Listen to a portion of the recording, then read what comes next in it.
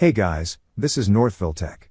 In this video, we're gonna learn how to change your Dairy Queen account password.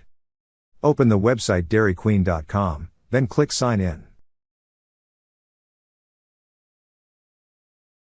Now, sign in with your email address and password. Once you're signed in, you will see an option for My Account at the upper right side of the screen. Click on My Account. Then on this page, you will see an option for Profile and Settings. Click on Profile and Settings.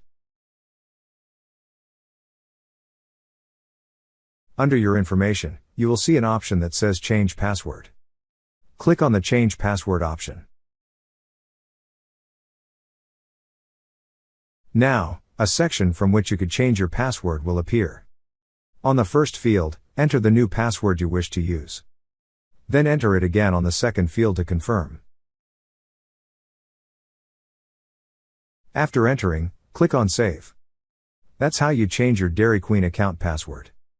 Thank you so much guys for watching, and if you have not yet subscribed to our YouTube channel, please subscribe to our YouTube channel as we create tech videos almost every day. Also check out our website northvilletech.com for great tech articles, and our recommended resources in the description below for various sign-up bonuses.